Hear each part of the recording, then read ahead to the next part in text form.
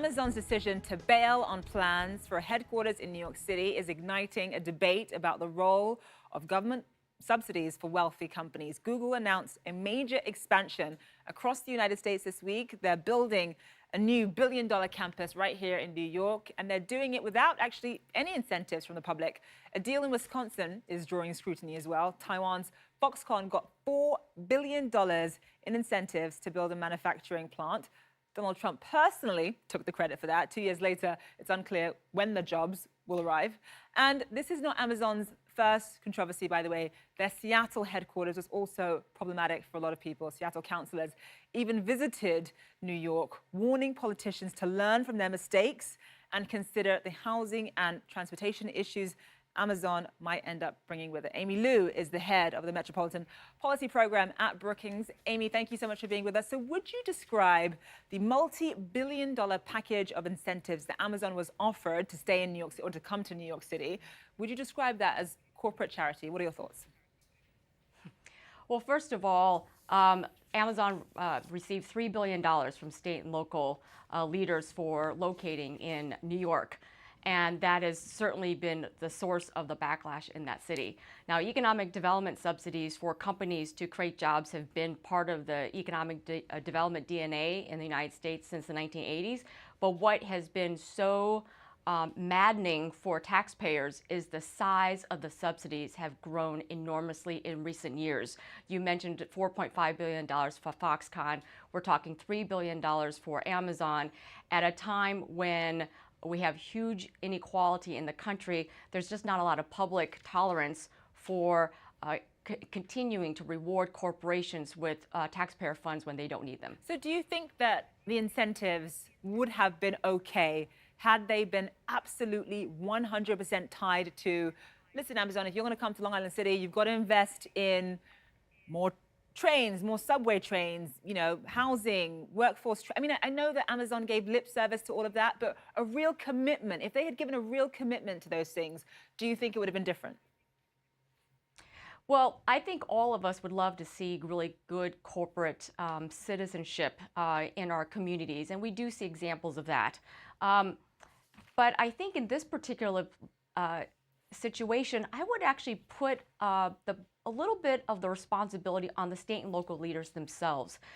Because look at Virginia, which is the other site of Amazon's other headquarters.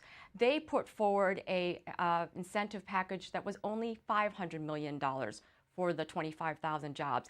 And instead, the state and the city invested and created, or at least approved, $1 billion to go towards a tech talent pipeline for multimodal infrastructure investments. Basically, the state said, we're going to give Amazon very little direct reward. Meanwhile, we're going to match that with major investments in our community.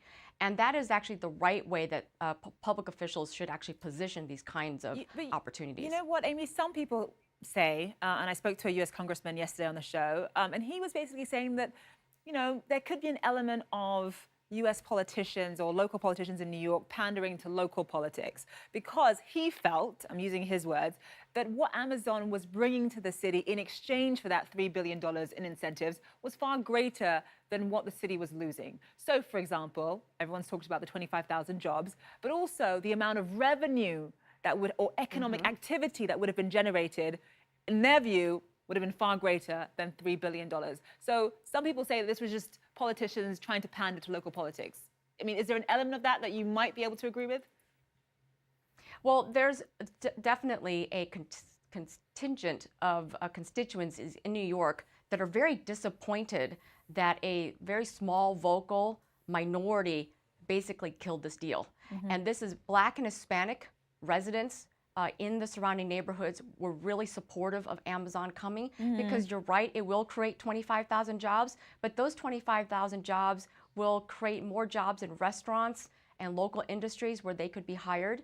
A public housing resident community nearby, very disappointed at the loss of job opportunities. A community college community of students and faculty also was looking forward to the opportunity to partner with Amazon. All those opportunities are gone as a result of this Amy, action. would you say, so for other massive corporations, I'm just trying to think what the lesson is here. I mean, would you say the lesson was Listen, if you are a local politician, a state governor, and you are inviting a massive corporation to your city, before you negotiate billions of dollars in incentives, there needs to be an open dialogue with the community first to see what you can give in exchange for that. I mean, what do you think the lesson is here? Yeah, the big lesson is that our public leaders, whether state or local, need to understand that there is just very little, the times have changed. There's very little political appetite now, or public appetite, for giving large grants to companies at a time when the average worker is not seeing their wages improve. And so we do need to strike a different kind of partnership with our companies and in these economic development deals. That does mean capping the size of these economic development incentives. It means greater transparency so the public can participate in shaping the nature of those, putting more accountability on tracking how companies use those, and frankly, if we don't, I'd rather not see those kind of incentives for companies. What I would rather say is, Amazon, you're going to come here. What we're going to do is we're going to put money into apprenticeships. We're going to put money into some job training programs. So you're going to have a workforce that can join you in this cause. But we're not sizing the investments the right way. All right. Thank you for making your point, Amy Liu. Appreciate you being on the show.